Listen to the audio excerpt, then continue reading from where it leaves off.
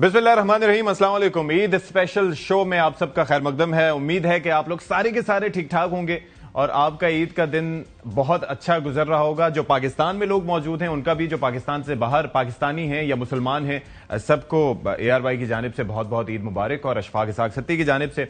तो भाई, ईद के मौके पर कैसे आपके मामूलात गुजर रहे होते हैं? जाहिर है कि मसरूफियात काफ़ी होती हैं। ईद के पहले दिन से लेकर तीसरे दिन तक न सिर्फ ये कि ख्वाबों के सेशंस होते हैं बल्कि मिलना जुलना होता है। और खासतौर पर हमारी ईद एट टाइम्स स्टूडियोज में ही गुजरती है, लेकिन उसके बावजूद हमारे भी कई काम होते हैं जिन्हें हमने अंजाम देना होता है। बाकी हमारे सियासतदान, उनकी भी बड़ी मसरूफियात होती हैं। आप सोचें, हल्के की मसरूफियत अपनी, अगर इस्लामाबाद में है तो पार्लियामान से रिलेटेड उनके काम अपनी जगह, फिर उसके बाद अपनी फैमिली को टाइम देना, शॉपिंग वगैरह करना, चीजें मैनेज करना।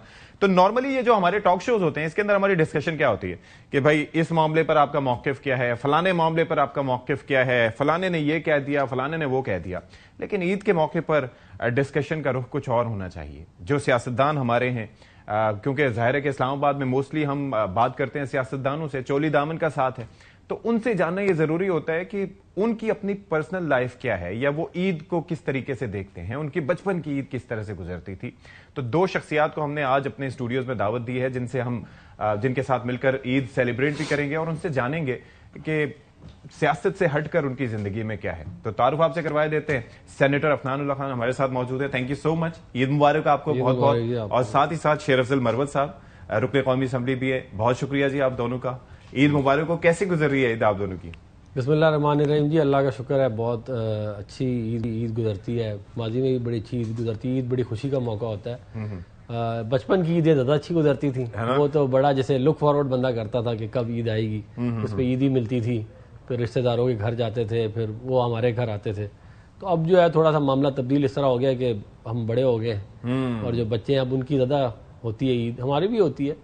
और वो ज़ाहिर है माँ बाप से जो है वो आपको ईदी भी मिलती होती थी, तो वो बड़ी आपकी एक बड़ी अच्छी चीज़ होती थी जो बंदा देखता था कि चलो आप ईद आ रही है तो ये फिर लोगों से मिलना, फिर खाने वगैरह अच्छे बनते थे। इस तरह ईद गुजार के फिर दोस्तों से मैं मिलता हूँ शाम को।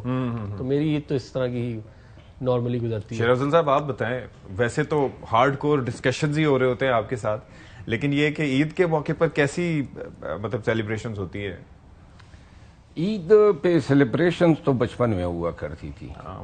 माहौल वही होता था। हाँ, जब वालिदैन बाकायदे हयात थे। अच्छा। और हमारे ताया चाचे सब मामू, अब तो कोई भी नहीं रहा। अब हम ही उनकी जगह बड़े हो गए हैं। तो ईदी लिए हुए काफी अरसा हुआ है। अच्छा। तो दहाइयाँ गुजर गई है। अब तो मन करता है कि इस दफा ईदी लेने अफनान के पास चला जाऊं। मैं दूंगा जी।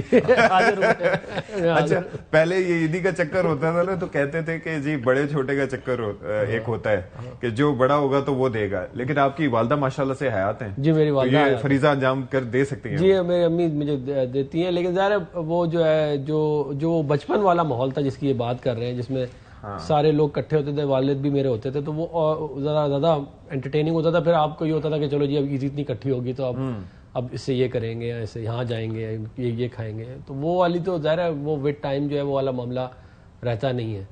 और ज़ाहिर है दोनों माँ बाप अगर जिंदा हो, मेरे वालिद साहब नहीं है, तो फिर तो क्या ही बात होती। तो वालिदैन को जो है अपने बहुत वैल्यू करनी चाहिए इंसान को।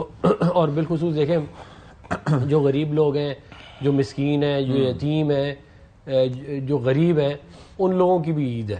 हमारी ईद नहीं है, उनकी भी ईद है। और आप अपने और कुछ नहीं कर सकते, अपने अच्छे अखलाक से उनको जो है वो आप बर्ताव करें। ईद की नमाज जब आप पढ़ के बाहर निकले तो पुलिस वाले से जरूर ईद मिले। बहुत बुरी बात होती है, इग्नोर करते हुए चले जाते हैं। जो बेचारा आपकी सिक्योरिटी के लिए खड़ा हुआ अपनी ईद खराब कर रहा है आपके लिए, उसको गले लगाएं और एक दूसरे से अच्छी तरह पेश आए। जो ईद जो है वो, मेरा तो ये ख्याल है कि उसके अंदर अपने जो आपका अच्छा इखलाक है वो सामने आना चाहिए बाहर। अच्छा, ईदी देते हुए पाकिस्तानियों को एक बात याद रखनी चाहिए। बाद औक़ात बच्चे इकट्ठे आ जाते हैं जिसमें भाई के बच्चे होते हैं, बहन के बच्चे होते हैं, मुलाजिमीन के बच्चे भी आ जाते हैं, पड़ोसियों के बच्चे भी आ जाते हैं, तो हम तफरीक कर लेते हैं। जो भतीजा होता है उसको ज्यादा दे दिया। 1000 दे देते हैं। अच्छा, मैं खुद चूंकि इस ईदी की तफरीक को मैंने फील किया है, अच्छा, तो लिहाजा सबसे बुरा फेल जो बच्चों को लगता है वो किसी को आपने 100 दे दिए, दूसरे को 50 दे दिए। तो लिहाजा ये इसमें तफरीक नहीं करनी चाहिए, या फिर अलहदा दें, और अगर इकट्ठे आ जाते हैं तो सबको एक जैसी ईदी देनी चाहिए। बिल्कुल ऐसा ही है। क्योंकि और अब तो 150 का आप यकीन करें कि मुझे एक वाकया याद आ गया। हाँ हाँ, बड़े मजे का ईद का दिन था, तो मैं मेरे साथ मेरा बेटा भी मौजूद था, और मेरी भतीजी भी मौजूद थी, छोटे थे, और इतने में एक शख्स आया, उसका नाम जुमा खान है। ओके। तो जुमा खान जो है रंग का बड़ा स्याह है। तो हमारे गांव में एक बीमारी कह लें कि जिसका रंग स्याह हो गया, जो भींगा हो गया, जो लंगड़ा हो गया, उसको उसके ए समेत प्लस नाम से पुकारते हैं। ये अब हालांकि इतनी मुआशरे में हाँ, लेकिन अभी है तो उसका नाम जो है ना तोर जुमा खान है। तोर जुमा खान, काला जुमा खान। अच्छा।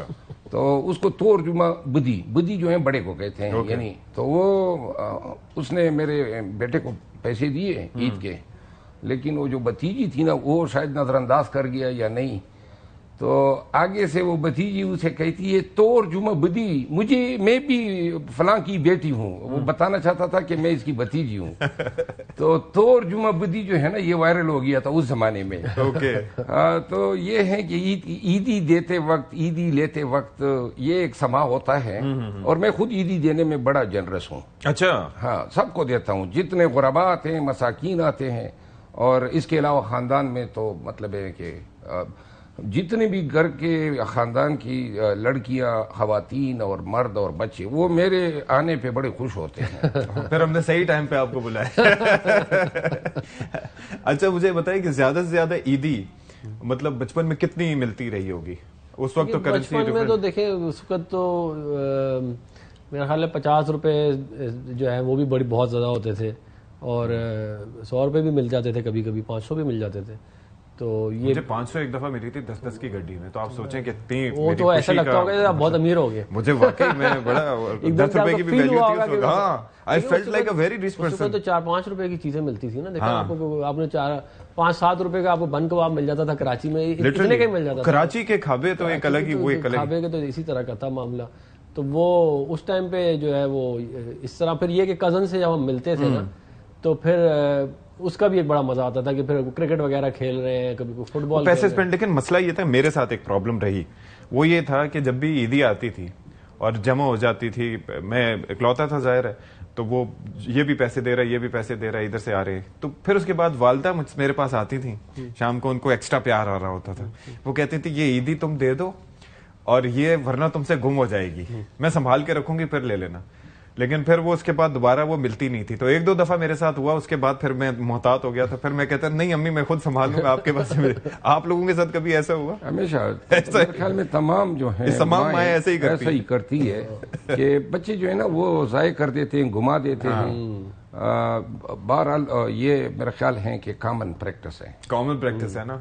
और उसके अंदर फिर ये होता है कि वो देनी होती है, कोई चीज ना, ले लेती है ना आपके लिए, कोई कपड़े ले ली, कोई किताबें ले ली, कोई आपको कोई सॉलिड चीज आपके लिए, वरना आप इधर उधर टॉफियां में जाया करके खत्म कर देते। बच्चा तो ऐसे ही करता है ना, उसकी तो दुनिया इतनी ही होती है कि मैं ये खा लूं या इधर चला जाऊं, ये कर लूं, बस। तो वो वालिदैन तो ज्यादा बेहतर ही सोचते हैं आपके लिए। जाहिर। आपको ईदी वैसे कितनी ज्यादा से ज्यादा कितनी मिलती होगी? उम्र के हिसाब से, मतलब है जब बच्चे थे तो उस वक्त तो 2 रुपए 5 रुपए ज्यादा से ज्यादा मिल जाते थे। हम उस दौर के हैं ना जहां हमें पॉकेट मनी पर डे 54 मिला करती थी। अल्लाह अकबर। 4 आने। और 54 की वैल्यू होती है, बहुत वैल्यू थी। और फिर 5 रुपए बहुत बड़ी रकम होती थी। अगर ईद गुजर जाता था, हमारा खानदान बहुत बड़ा है, तो चचे, ताए, मामू, सरकारी मुलाजिम भी थे उसमें, तो हमें काफी ईदी मिल जाती थी। और 3-4 दिन तक वो नए नए नोटों की खुशबू जो है ना वो हमें आया करती थी। 4 दिन बाद अचानक घर वाले उठा लेते थे। ओहो। भाई ये जो करेंसी है, मैं जैसे ये 54, 58 ये तो मैंने भी देखा है ना, लेकिन उससे पहले मुझे अब्बा बताते थे, अल्लाह उनको जन्नत नसीब करे, कि भाई वो ये 5 पैसा 10 पैसे की भी ये मिला के भी 54 बना करती थी, और वो भी चलते थे। और उससे पहले फिर और भी जमाना उससे पीछे का, तो वो काफी मतलब ये फर्क अब इतना है। मेरा बेटा है छोटा बहराम, वो जनाब उसने गुलक रख लिया है। अच्छा। तो वो गुल्लक में पैसे जमा करता, अब जब भी मैं आता था कहता था बाबा पॉकेट मनी दो, तो मैं दे देता था। तो एक दिन जनाब उसने ऐलान किया कि मैं अपना गुल्लक तोड़ूंगा। ओके। तो जब गुल्लक उसने तोड़ा तो आप यकीन करें उसके गुल्लक से 8 लाख रुपए बरामद हो गए। अल्लाह अकबर। अब हमारे दो शुक्र है नैब में छापा नहीं मारा। और अब फिर 2 गुल्लक बैक वक्त भर रहा है। लेकिन वो इस तरह है कि मैंने एक शख्स के साथ डील की, अपने घर के साथ एक्स्ट्रा लैंड ले ली। ओके। तो उसको पैसे देने थे, तो वो जो उसके 8 लाख रुपए थे वो भी उसी में चले गए, उसके गुल्लक से बरामद शुदा रकम। तो उसने कहा कि बाबा ये पैसे किधर गए? तो उस आदमी का नाम मजलूम अब्बासी है जिसको पैसे दिए। मजलूम अब्बासी। हाँ, तो मैंने कहा हमने आपके बैंक में जमा कर दी। उसने कहा कौन सा बैंक? मैंने कहा मजलूम अब्बासी बैंक। और इसके जब दूसरा गुल्लक तोड़ा गया उससे भी 6-7 लाख बरामद हो गए, वो भी मजलूम अब्बासी बैंक में चले गए। अभी तक कोई, मैंने एक अपने बैंक का ATM कार्ड इसको दिया हुआ है, वो ये समझता है कि ये उसके पैसे महफूज है। महफूज है। हाँ। और एज क्या है बच्चे? उसकी है 6 साल। ओहो माशाल्लाह। तो फिर सही इन्वेस्टमेंट हो रही है। मेरे वाले साहब मुझे ये बताते थे कि जो मेरे दादा थे ना, हाँ। बल्कि सॉरी मेरे अब्बू के मेरे अब्बू के दादा, मेरे परदादा हो गए, तो वो उनका ये इसका लकड़ी का काम करते थे। वो उससे लकड़ी उतार के उसका कोई बिजनेस था ये मरी में, उसमें तो जमाना पुरानी बात है। तो कहते थे हमें उनसे मिलने का बड़ा इश्तियाक होता था क्योंकि वो अमीर आदमी थे। तो वो करते ये थे कि वो ना यूं करके अंदर हाथ डालते थे अंदर, और अंदर ही अंदर ना यूं करके उनके, और फिर वो कहते थे 1 रुपया हमें ईदी मिलती थी। ओके। या हम जब वो उनका जो मिनिमम था ना वो 1 रुपया था। तो वो 1 रुपया, तो कहते थे हमें 1 रुपये के लिए तो मतलब बड़ी बात होती थी। तो वो कभी कभी वो, क्योंकि थोड़े से जब वो बूढ़े हो गए तो उनकी आई साइड वीक हो गई थी, तो वो कभी वो 2 भी निकल आते वो वेस्ट कोट वगैरह अंदर से 2 भी निकल आते थे। तो वो कहते थे बड़ी हमारी उस दिन जो है ऐसी बड़ी पॉकेट्स हुआ करती थी। हाँ जी, बड़ी अंदर मेरे हाथ डाल के इस तरह पहनते थे उनके पे। तो मेरे दादा जो थे वो, उसकी एक आदत थी कि वो ईद के दिन जब पैसे तकसीम करते थे ना, तो उसको अगर वो 10 रुपए उस जमाने में बहुत बड़ी रकम होती थी, तो किसी को दे दिए कि जी चले 1 रुपये आपकी ईद है, 9 रुपये वापस करो। तो जो भी 9 रुपये वापस कर लेता या 5 में से 4 रुपये वापस कर देता था, तो वो सारे नोटों को लोटा उठा के धो के धूप में रख लेता था कि जब तक सींग न जाए जेब में नहीं डालूंगा। अच्छा मुझे ये बताएं कि ये कुकिंग वगैरह का शौक, अमूमन वैसे तो मसरूफियात बहुत होती हैं, वक्त नहीं मिलता, लेकिन ईद के मौके पर कभी ऐसा होता है या वैसे कभी कुकिंग का शौक रहा आप कभी? देखिए मैंने कुकिंग जो है वो तब सिर्फ की थी जब मैं बाहर पढ़ने के लिए गया था। अच्छा। तो उधर मजबूरी में करनी, तो बंदा बड़ा मजबूरी में ही करनी पड़ी थी। लेकिन मेरी जो है मैं इस नतीजे पहुंचा था कि कुकिंग करना जो है ये आसान काम नहीं है।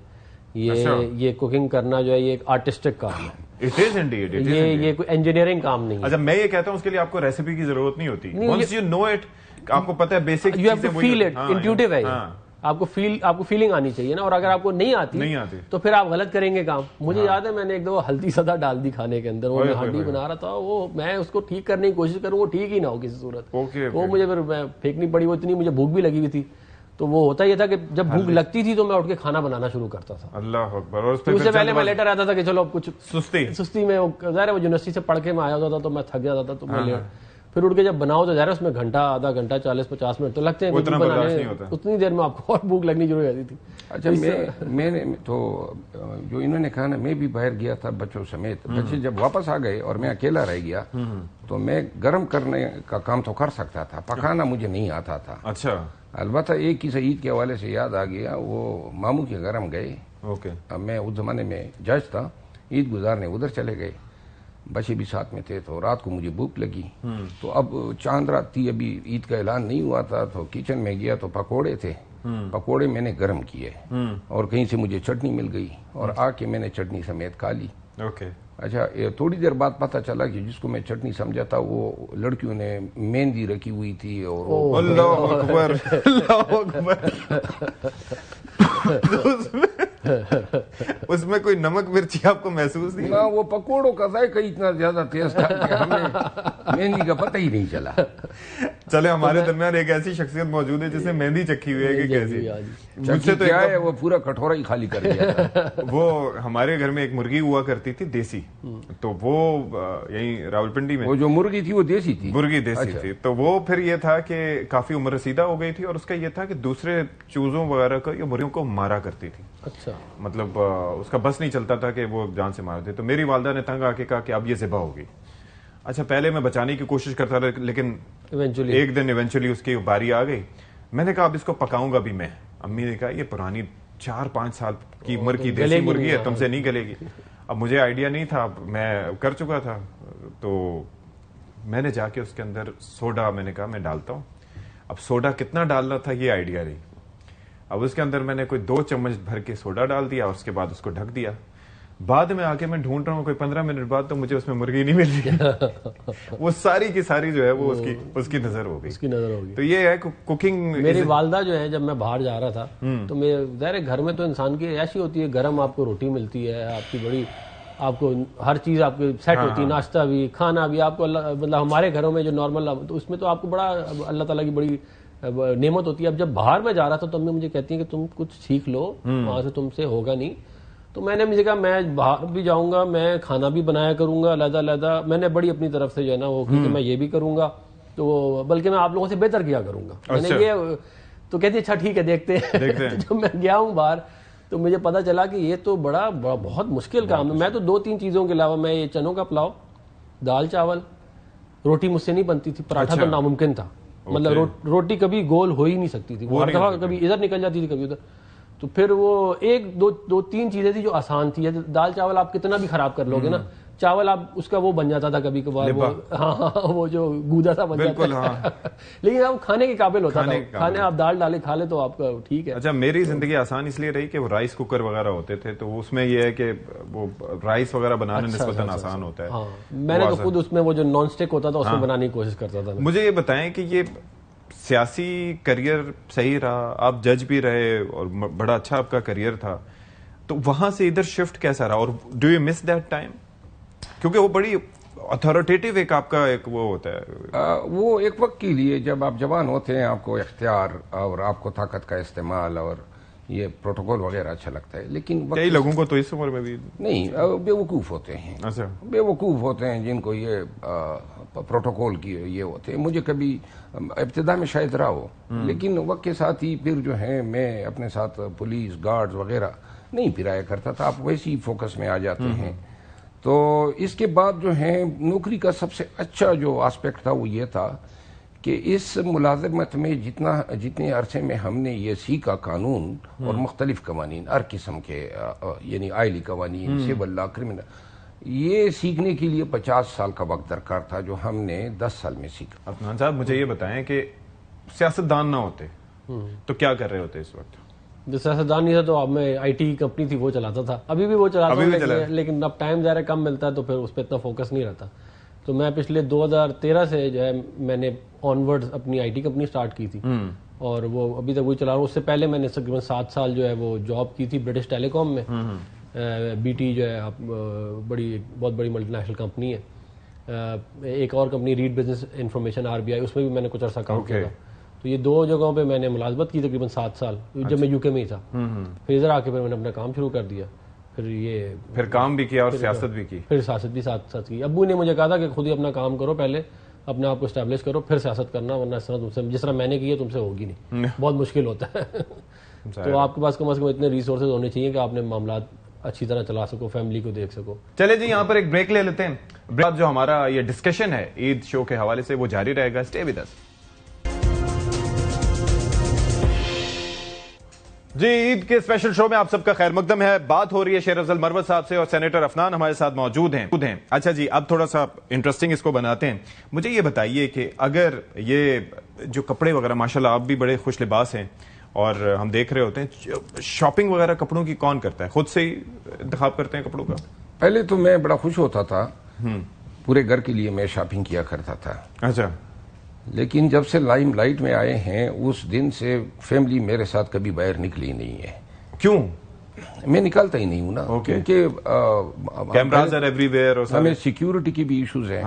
और इसके अलावा वैसे जो पोलराइज्ड हमारा मुआशरा है, तो अब बच्चों को अगर कभी दुबई में भी हम जाते हैं तो माल में वो अलहदा फिरते हैं, मैं अलहदा फिरता हूँ। और जहाँ तक शॉपिंग का ताल्लुक है, अब तो बच्चे मेरे बड़े हो गए हैं, तो उनकी अपनी ख्वाहिश होती है, जिस तरीके से उन्होंने लेना होता है वो खुद ही खरीदते हैं या उनकी अम्मी जो है उनको खरीद के देती है। अलबत्ता मेरी जो शॉपिंग है वो मैं खुद करता हूँ। ओके। और कभी पाकिस्तान में, कभी बाहर, जो चीज़ पसंद आ गई। एक दुकान पे मैं गया इधर इस्लामाबाद में, बड़े खूबसूरत उसमें स्वेटर्स थे, जर्सियाँ थी, कोट थे, और वो कोई 5,000 का, कोई 7,000 का। तो अच्छा। मैंने उससे कोई 5-6 आइटम ले लिए। बड़ी प्यारी चीजें थी, डिजाइनिंग भी उनकी अच्छी थी, और स्टफ कोई चीज आप 2 लाख की भी लेना या 10 लाख का, और कोई आप 10,000 की ले, डिपेंड्स। हाँ, लेकिन अमूमन कम बेश चीज एक जैसी होती है ऐसे ही। तो मैंने वो चीजें ली और एक फंक्शन में गया, उनमें से ही एक चीज पहनी थी, तो एक शख्स आके ना इस तरह हाथ, कहते हैं ये कौन सा ब्रांड है? मैंने कहा आप अंदाजा लगाए। कहते हैं वो फ्रांस का मुझे फला ब्रांड लगता है। मैंने कहा बात आपकी दुरुस्त है। आगे से कहते हैं ये तो 3-3.5 लाख का होगा, मैंने 6,000 की ली थी। अच्छा। अब आजकल मुझे ये फायदा है, मेरे हाथ पे ये घड़ी है, शूज है, कोई भी चीज पहन लू ना, लोग गुमान ये करते हैं कि लाखों की होगी। लाखों की होगी। उनको पता नहीं है मैं मतलब ये ब्रांडों का कहीं। आजकल की जनरेशन है, हाँ। मेरे बच्चे भी ब्रांड कॉन्शियस हो जाते हैं, वो शौकीन है, लेकिन मैं खुद बड़ा मतलब है जो चीज अच्छी लगे वो पहननी चाहिए, जैसी भी हो। मैं जब इस्तीफा दे रहा था ना, हाँ। तो मेरे घर वाले आ गए, उन्होंने कहा जी कि इस्तीफा दोगे, हाँ। तो ये घर है, इस्लामाबाद में हम रहते थे, तो क्या होगा? मैंने कहा मुझ जैसे आदमी को आप गद्दा गाड़ी भी दे देना, मैं उस पर भी रोजगार पैदा कर लूंगा। क्या बात है, क्या बात है, क्या अल्लाह बात ताला है। ने आप बताएं, मतलब ये कौन करता है ये खरीदारी वगैरह, शॉपिंग वगैरह? मुझे वैसे इतना शॉपिंग का शौक है नहीं, जो सही पहले बात भी नहीं था या अब नहीं है? मुझे कभी भी बहुत ज्यादा शौक नहीं था शॉपिंग का। मुझे गाड़ियों का शौक है, अच्छा। उस हद तक गाड़ियों मुझे पसंद है, लेकिन वो उसमें इंटरेस्ट के पॉइंट ऑफ व्यू से मेरा अगर आप पूछे, लेकिन ये जो कपड़े वगैरह, मैं बस जो मुझे चीज चाहिए होती है ना, मैं बस वो जाके, जैसे मेरे कपड़े हैं वो कम हो गए हैं या मेरा टाइम आ गया मैं उसको चेंज करना, तो मैं उस पर जाके कर लेता हूँ। लेकिन मुझे कोई ये नहीं होता कि मैंने अब ये लेना है या ये होगा, या मुझे इस तरह का, और कुछ बाहर करता हूँ, कुछ पाकिस्तान में मिक्स करके कर लेता हूँ बस। तो गाड़ियां क्या, मतलब उसके अंदर क्या, मतलब ये कि कोई खास पसंद, रेसिंग का शौक है या क्या है? नहीं, मैंने कार्टिंग बहुत की है इधर। अच्छा। हाँ, इधर अपना इस्लामाबाद में हमने, बल्कि ऑल पाकिस्तान एक कंपटीशन हुआ था, वो भी जीता था 10 साल पहले। ओके। तो वैसे मुझे जो है वो ट्रक्स का शौक है और अच्छा। स्पोर्ट्स कार का भी है, इस तरह। हाँ जी, मेरे पास है नहीं बहुत होता, लेकिन जो 1-2 मैंने रखी है अच्छी, अल्लाह का शुक्र है। बाहर भी मेरे पास थी, बाहर रखना जरा ज्यादा आसान था, इधर रखना जरा काफी मुश्किल है। यहाँ पर मुश्किल है, लेकिन इस्लामाबाद में फिर भी मैनेज। इस्लामाबाद में मैंने होता, लेकिन यहाँ पे देखें जो कराची में जाके आप करें ना ट्राई, तो फिर लग पता जाए आपको। शेरशाह वाली रोड पे हम आपको छोड़ें फिर। हाँ, नहीं, यहाँ पे गाड़ियों की मेंटेनेंस इज वेरी एक्सपेंसिव। हाँ, बाहर आसान है, यहाँ एक्सपेंसिव है, वहाँ इम्पॉसिबल है।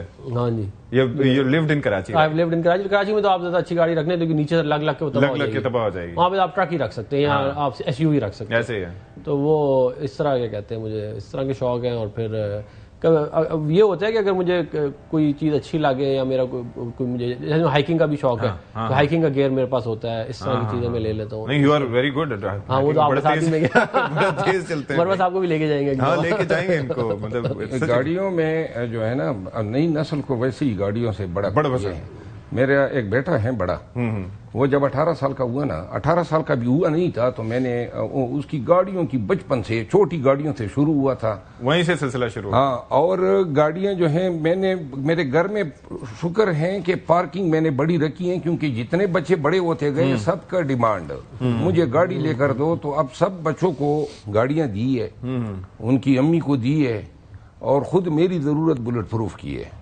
अपने लिए मैंने 3 गाड़ियां रखी हैं, इलाके के लिए खुद अपनी अलहदा रखी हैं, वो आईडी प्रूफ भी है, बुलेट प्रूफ भी है, क्योंकि वह हमारे इलाके में बड़ी खतरात होते हैं। खतरात है, थ्रेट्स वगैरह आते होंगे आपको, जाहिर है। थ्रेट्स तो सारी उम्र आए हैं। अच्छा, मुझे ये बताएं कि खेल वगैरह, स्पोर्ट्स में कभी हिस्सा लिया? बचपन में क्या खेला करते थे पसंदीदा? वॉलीबॉल। ओके। और एक दफा कबड्डी भी खेली है। कबड्डी भी? अच्छा। और इसके अलावा क्रिकेट भी खेली है। क्रिकेट में अच्छे थे? मेरा ख्याल है बस कभी शॉट लग, एक दफा जो है ओवर मैंने कराया था यूनिवर्सिटी में, तो उस ओवर में मैंने 5 विकेटें ली थी। ओए होए, फास्ट बॉलिंग? बा इत्तेफाक लगा था, वरना मैं कोई इतना अच्छा बॉलर नहीं था, लेकिन बैट्समैन अच्छे नहीं होंगे फिर? पता नहीं था, लेकिन वो उस दिन में मैन ऑफ द मैच बना था। Oh very nice very nice. लेकिन उसके बाद कंटिन्यू नहीं किया उसको? नहीं, अभी तो मुझे मौजूदा वक्त में तो इल्म ही नहीं है कि क्रिकेट में कौन से प्लेयर हैं, किसके साथ मुकाबला है, वक्त ही नहीं मिलता है। और अब जो है मैं इंतजार करता हूं कि नतीजा क्या आता है, बस उससे मुझे पता। लेकिन बात यह है कि लेकिन यही बुनियाद होती है, अगर आप अच्छा खेलते खेलते जाते तो शायद पार्टी में आपकी मकबूलियत और ज्यादा होती। पार्टी में तो मैं 10 दफा पैदा हो की भी मेरी मकबूलियत जो है बनी नहीं है। अच्छा। क्योंकि 4, 5 या 6 लोगों के अलावा बाकी सब जो हैं ऐसे लोगों से वास्ता पड़ा था कि वो हमें खामखा की ही अदावत पे मजबूर कर रहे थे, तो अब हम आदी हो गए हैं। अच्छा, मुझे आप बताएं, स्पोर्ट्स वगैरह में ये तो चले, अब का ये है कि गाड़ियां, रेसिंग वगैरह, क्रिकेट वगैरह खेली या क्या खेलते थे? मैंने क्रिकेट काफी खेली है, लेकिन मैं कोई मतलब कि ये कराची में आपको याद है कि क्रिकेट जो है वो जो टेप बॉल वाली क्रिकेट ज्यादा खेली है मैंने। हाँ, और गली वो तो बहुत उसका कल्चर था, अभी भी बहुत है, अभी भी बहुत है कल्चर उसका। तो whenever I go there I play, मतलब ये कि वहां पर है बहुत ज्यादा। मुझे स्विमिंग का काफी शौक है, स्विमिंग मैंने काफी की है, फिर हाइकिंग का है, फिर और यही मोर और लेस स्पोर्ट्स मैंने जो खुद किए हैं वो यही किए हैं। टेबल टेनिस भी काफी खेलता रहा हूँ, स्क्वॉश एक टाइम पे बहुत खेली मैंने।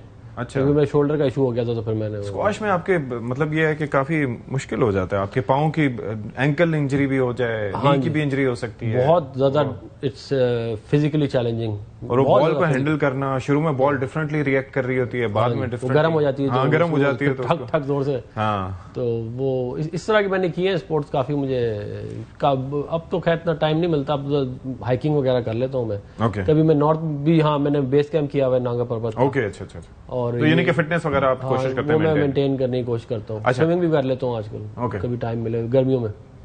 अच्छा, मुझे ये बताएं कि ये जिस तरीके से आपके वालिद साहब माशाल्लाह बर्जस्ता शेर, सॉरी मैं एक बात बताऊं, मैंने स्काई डाइविंग भी की हुई है। ओह, चार जंप्स मैंने की हुई है, और मैंने खुद की थी। मैंने एक की थी, मैंने टेंडम नहीं की थी, और वो भी धक्का देना पड़ा था। नहीं मैंने चारों खुद की थी। कोई वो मैं ऊपर चला गया था, फिर मैंने कहा नहीं, पैसे दे दिए लेकिन मैंने नहीं कूदना, मुझे लगता है पैराशूट नहीं खुलेगा। उन्होंने कहा नहीं अब तो कूदना है। तो एक दफा तो मैं अपने दोस्त को कन्विंस कर गया था, मैंने कहा मुझे फील ऐसी आ रही है कि यहाँ पर पैराशूट नहीं खुलेगा, तो वो हम नीचे आ गए, पैसे जाया हुए। अगली दफा उसने कहा कि अब बार बार ये नहीं होगा, अब कूदना पड़ेगा। तो मुझे याद है जब पहली दफा मैंने की थी स्काई डाइविंग, तो वो मुझे याद है वो जब उसने जो प्लेन, क्योंकि वो प्लेन इस तरह ऊपर जाता है ना, हाँ जी हाँ जी, तो वो जब प्लेन जा गया तो उसने, जब मास्टर ने उसका खोला दरवाजा, हाँ, तो उसने जब दरवाजा खोल के थोड़ा सा साइड पे हुआ, तो मैं दरवाजे के सामने बैठा था, तो मुझे जब उसने प्लेन टिल्ट किया तो मुझे जमीन नीचे नजर आई। तो वो मुझे आज तक वो जो व्यू था ना जमीन का नीचे, वो मुझे कभी नहीं भूला, क्योंकि मैंने भी तो 2 मिनट के लिए सोचा कि ये मैं अब ये क्या कर रहा हूँ। फिर मैंने ज्यादा उसके ऊपर ज्यादा फोकस नहीं किया, मैंने अल्लाह में से मैंने माफी मांगी, मैंने कहा अल्लाह मैं गुनाहों की माफी, कलमा पड़ा और मैंने छलांग मार दी, बस उसके बाद अल्लाह का शुक्र है खुल गया। फिर बड़ा मजा आता है एक्चुअली, से वेरी इंटरेस्टिंग स्पोर्ट्स। हाँ जी। तो लेकिन मेरे वाले साहब ने मुझे कहा कि तुमने आइंदा नहीं करना ये, अच्छा, मुझे पता चला, तो फिर मैं उसके बाद मुझे ये बताइए शरफजल साहब कि आप ड्रामास, फिल्म्स वगैरह देखते हैं? एक ड्रामा था, वो मर गया था हीरो, जिसमें पूरी कौम जो है बड़ी शॉक हो गई थी, आपको याद होगा, मेरे पास तुम हो। मेरे पास तुम हो, हाँ, और जिसकी बीवी उसको छोड़ गई थी, हाँ, आयजा खान। वो ड्रामा मैंने देखा था और मुझे बड़ा पसंद आया था, खुसूसन वो दिन जिस दिन ये मर गया था। अच्छा अच्छा अच्छा। भाई वो तो आपको पता, ARY का अपना वो था, और वो सिनेमा घरों में दिखाया गया था उस दिन। हाँ, इतनी उसकी मकबूलियत यानी वो जो था ना, बड़ा वकी कैप्टिवेटिंग ड्रामा था। हाँ। लेकिन मैं टर्किश ड्रामा का बड़ा शौकीन हूँ। अच्छा। और मैंने वैसे मैंने हजारों फिल्में देखी है। ओके। और मेरा फारिग वक्त जो है वो मूवीज देखने या फिर दुनिया भर में घूमने, मैं टूरिज्म का बड़ा शौकीन हूँ। अच्छा। और चूंकि तारीख में मैंने मास्टर किया है, तो मैं तारीखी जगहों पे और जाना अच्छा लगता है, रिलेट करना मैं जाता भी हूँ और पूरी रिसर्च करता हूँ। मिसाल के तौर पर अगर मिस्र जाना हुआ तो हर एक एरा में मिस्र देखना, इटली जाना हुआ तो फिर इटली के, रोम में जितने भी तारीखी, यानी मिसाल के तौर पे जो इनका जहाँ पे पोप रहते हैं, मैं वहाँ गया और कई दफा गया हूँ। तो इसी तरह मिडिल ईस्ट में जाता हूँ जी, ये हजरत उमर के रजी अल्लाह तआला अन्हु के जमाने की जो है मस्जिद है, तो आई लव हिस्ट्री। अच्छा, मुझे ये बताएं, तो आपने एक तो बता दिया कि मेरे पास तुम हो की जो अदाकारा थी आयजा, वो पसंद आई आपको? नहीं, पूरा ड्रामा ही पसंद? अदाकार तो जिक्र नहीं किया, ड्रामा, पूरा ड्रामा ही पसंद वो है। लेकिन ड्रामा, उसके अलावा कोई एक्ट्रेस उसका वो अदाकार मुझे पसंद आया, हुमायूं सईद। हुमायूं सईद, उसने बड़ा अच्छा परफॉर्म किया बहुत था। अच्छा परफॉर्म किया। वैसे पाकिस्तानी ड्रामों में मैंने पहले भी किसी प्रोग्राम में कहा था, कराची की एक खातून है, अभी उसकी शादी हो गई है, मेरे ज़हन से हमेशा नाम निकल जाते हैं, अपना वो जो इसने पश्तो भी बोलती है। अच्छा, अभी दुबई में उसने शादी की। हिबा बुखारी तो नहीं? नहीं, अब नहीं ना करवाओ। अब तो मैं नाम ले लेके फिर वो आइडिया नहीं, वो, मैं खुद भी इतने ड्रामे नहीं देखता। अच्छा, वो एक मुझे टर्किश ड्रामे और एक्शन मूवीज और हिस्टोरिकल वार मूवीज, ओके, वो और डॉक्यूमेंट्रीज, ये मुझे बहुत पसंद तो है। अल्तुरुल गाजी तो आपने देखा होगा? अल्तुरुल गाजी देखा है, वो तो इतनी एपिसोड्स होती थी, मैं तो बहुत सोच ही नहीं सकता था देखा। अल्तुरुल गाजी देखा है पूरा, हर एक एपिसोड। अच्छा। कुरुलुस उस्मान देखा है, सलाउद्दीन अयूबी देखा है, मोहम्मद सुल्तान मोहम्मद फातेह देखा है। आपके पसंदीदा ड्रामा या टीवी स्टार या एक्ट्रेस वगैरह कौन है? एक्टर या एक्ट्रेस? नीलम मुनीर नाम है उसका। नीलम मुनीर, ठीक ठीक ठीक ठीक, शुक्र है, याद आ गया। एक ड्रामा आया था बहुत पहले, मैं बहुत छोटा था उस वक्त, उसका नाम था धुआं। हाँ, वो मुझे बहुत अच्छा लगा था। उस वक्त बड़े अच्छे ड्रामे बन रहे थे, धुआं, अंगारवादी, ये सारे। वो मुझे बहुत अच्छा लगा था धुआं, वो ड्रामा। और फिर मैं पाकिस्तान में था नहीं, मेरा इतना शौक भी नहीं है ड्रामों का, और मूवीज मैंने बहुत। नबील का था मेरे ख्याल में। हाँ जी, नबील का था या किसका था? धुआं जो था वो था ना, वो जो कनाडा चले गए, क्या नाम है उनका, वो जो वो जो वो रऊफ, नहीं वो जो आशिर अजीम का ड्रामा था, धुआं बड़ा अच्छा था। ऐस तो दादा दुख ना कोई। हाँ, नुसरत फतेह अली खान का गाना भी लगा था, वो जब उसका दोस्त को मारते वो नबील तो मेरी नबील भाई से इस पे बात भी हुई थी, तो उन्होंने कहा था वहां और कुछ मिला नहीं था खून के लिए, तो हमने केचप लगाया था। अच्छा, कैचअप लगाया? केचप लगाया। ये नबील जो इसमें आते हैं, बुलबुले में आते हैं। अच्छा, तो उनका बड़ा वो कामयाब ड्रामा था। वैसे माशाल्लाह था वो तो। ये नबील को जो किरदार बुलबुले में दिया है, ये बुलबुले में नबील का किरदार और साथ में वो सफदर साहब है ना, और वो महमूद साहब, इन दोनों ने क्या कमाल से अदाकारी की। आप भी मोमो बन गए, अभी नाम भूल गए। मोमो का तो मुझे पता है, नहीं मोमो है ही हम।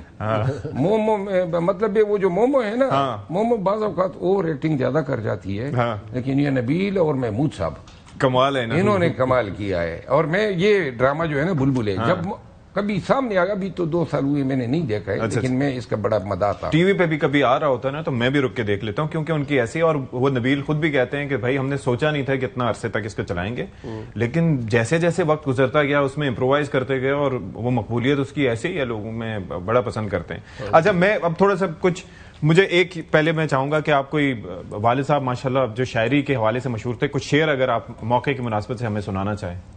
मुझे तो ज्यादा शेर वो ये सियासी शेर ही आते हैं। करें बिस्मिल्लाह। देखिए, वो हम एक पढ़ते थे इलेक्शन कैंपेनों में, जब हम आवाम से वोट वगैरह के और उम्मीद की बात करते थे, तो हम कहते थे कि जी ढले की शाम सहर नगमा बार आएगी, हम आएंगे तो बहारें चमन में आएंगी, उम्मीद ऐदे सितम के गुमाश्तों से न रख, हमारे साथ ही फसलें बहार आएगी। तो ये हम पढ़ते थे। फिर वो आपको याद होगा, ज़मीं बेच डाली ज़मीन बेच डाला, वो बड़ा अच्छा क्या कहते था। फिर मुझे फैज़ का जो है वो काफ़ी आपको याद है, वो ना गवाओ नावा के नीम कश, दिले रेजा रेजा गवा दिया, जो बचे हैं संग समेट लो तने दाग दाग लुटा दिया। क्या बात है। फिर फैज़ का जो है ये मुझे बड़ा पसंद था, कि अब्बू ने बल्कि मुझे वाली बात बताई थी कि फैज़ की जो शायरी थी ना, है वो अगर आप वैसे पढ़े तो वो लगता है जैसे कोई प्यार मोहब्बत की बात हो रही है, मगर वो इन रियलिटी वो रेवोल्यूशनरी शायरी है। जैसे तेरे होठों की फूलों की चाहत में हम दार की खुश टहनी पे मारे गए। अब वो दार की खुश टहनी से लगता यही है कि कोई प्यार मोहब्बत की बात है, लेकिन वो मामला उसका जो हम में तुम्हें करार था, आप इस बात से अंदाजा कीजिए। ना रसाई अगर अपनी तकदीर थी, तेरी उल्फत तो अपनी ही तदबीर थी। क्या बात है। मरवत साहब, जनाब, आपका कोई शेर व शायरी में कोई इंटरेस्ट है? कोई शेर अगर सुनाना चाहें? कोई शेर व शायरी हम जलसों के लिए जब जाया करते हैं तो वही अशार होते हैं। वैसे इकबाल को पढ़ा है मैंने, गालिब को। कोई अगर जहन में आ रहा हो या अशार तो बहुत सारे हैं, लेकिन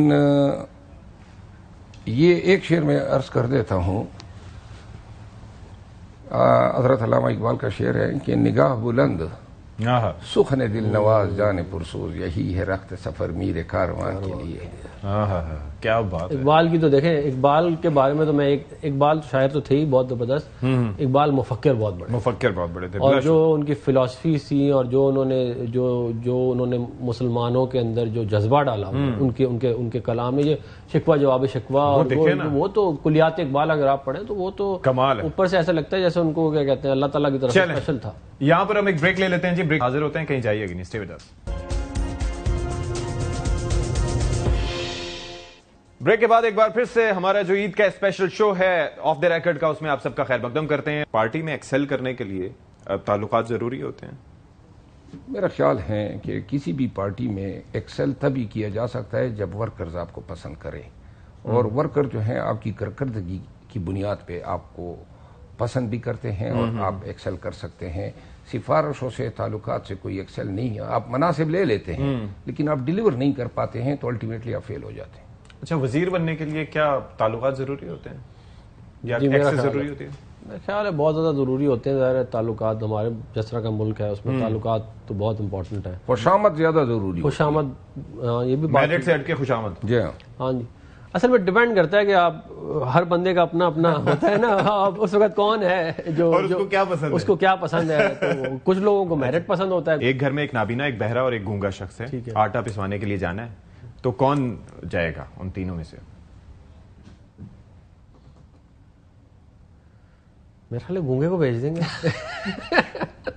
इसका जवाब यह है कि गंदम पिसवाई जाती है, आटा तो ऑलरेडी पिसा ही होता है। हाँ, वैसे आपने जब कहा ना कि एक अंधा, एक बहरा, एक गूंगा है, तो मैं समझा कि आप कह रहे हैं कि पीटीआई के अंदर तो यही समा है। कोई गूंगा है, कोई बहरा है, कोई अंधा है। क्या आपने वापस नहीं जाना? कोई अंधा नहीं होता, उसको कहते हैं अंधा हो जाओ। नहीं, मैं, आपने क्या कहा? मैंने कहा कि आपने वापस नहीं जाना। क्या नहीं, वापस तो अब जो है ना, अब तो मेरी अब मर्जी होगी। हाँ हाँ, ख्वाहिश है जरूर खान के साथ दोबारा हम रकाब होने की, लेकिन यह है कि अब मुझे मौका इन्होंने दिया है तो फायदा तो मैं उठाऊंगा। जितनी देर तक मैं निकला रहूंगा दिल की बड़ास तो निकलेगी। तो वो कहीं से इर्रिवर्सिबल ना हो जाए ना कि आपसे राब्ता करें तो फिर कहेंगे जी, तो हमेशा से मैं कहता हूँ गम गुलाम नबी करेगा। अच्छा, इर्रिवर्सिबल होगा तो क्या कोई मेरी कायनात छीन लेगी, छीन जाएगी, मेरी जिंदगी का खात्मा हो जाएगा, मेरा रिज़्क बंद हो जाएगा।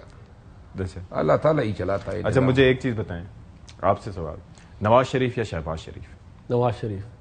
अच्छा, बुशा बीबी या अलीमा खान, कौन सी बेहतर हैं बानी पीटीआई की पॉलिटिक्स के लिए? दोनों की चंदा जरूरत नहीं है सियासत में आने की। अच्छा, इसहाक डार या मोहम्मद औरंगजेब? इसहाक डार। अच्छा, मरियम नवाज या उस्मान बुजदार, कौन अच्छा वजीर आला? उस्मान बुजदार तो मतलब है वजीर आला भी नहीं कहना चाहिए उसको, वो तो एक चीज थी। बाकी जो है मरियम नवाज गर्चे सियासी तौर पे मुखालिफ है, लेकिन बुजदार कहाँ इसका मुकाबला? कोई कंपैरिजन नहीं है। कोई कंपैरिजन नहीं। तो वो एक सियासी लिहाज से वो अब भी आप समझते हैं कि वो गलत फैसला था? इंतहाई गलत। तो उसकी वजह से वजह क्या हो सकती है, मतलब ताकि यही फैसले, मन माने फैसले, मेरिट की वायलेशन, नाइंसाफी। अगर बुजदार की जगह किसी दानिशमंद को, किसी तगड़े दलेर आदमी को लाते, वो पीटीआई को मजबूत करता पंजाब में। वो बुजदार हैं ही किधर? अभी किसी खजूर की पेड़ के नीचे बैठा होगा, कतार खेल रहा होगा। यानी ये भी कोई फैसले हैं। केपी में महमूद खान को लगा दिया। और पीटीआई में मुसीबत ये है ना कि माजी की गलतियों पे बात करो तो कहता है वो ये तो जनाब कुफर में दाखिल हो गया।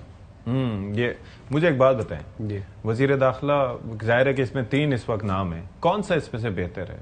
परवेज खटक, मोहसिन नकवी या तलाल चौधरी? देखिए, मैं तलाल चौधरी इसलिए कहूँगा क्योंकि तलाल चौधरी एक सियासी आदमी है और इस वक्त नजर आ रहे हैं, और वो सामने भी है और उसको पता है, पहले भी रह चुका है। हाँ। तो वैसे राणा साहब भी बहुत अच्छे इंटीरियर मिनिस्टर थे। चलें जी, thank you so much brethren, आप दोनों तशरीफ लाए और आपने हमारे ईद के दिन बड़े ज़बरदस्त तरीके से हमारे साथ सेलिब्रेट किया, और ख़ासतौर पर पर्सनल लेवल पे भी जानने का मौका मिला। और ख़ासतौर पर ये बड़ा ज़रूरी होता है कि ईद के मौके पर हम बात कर सकें जो कि अदरवाइज पॉलिटिक्स से थोड़ा सा हटके हो। हालांकि बहुत मुश्किल होता है उससे वैसे जान छुड़ाना। तो बहुत शुक्रिया आप दोनों साहिबान का, आप तशरीफ आए। प्रोग्राम से फिलहाल इतना ही। आप भी अपने प्यारों के साथ, अपने जानने वालों के साथ, अपने अजीज़ों अकारिब के साथ, जिनके साथ आपकी नाराजगियां भी, उनसे नाराजगियां दूर करके मिलें और ईद भरपूर तरीके से सेलिब्रेट करें। प्रोग्राम से फिलहाल इतना ही। अशफाक इसाक सत्ती को इजाजत दीजिए। अल्लाह हाफिज़।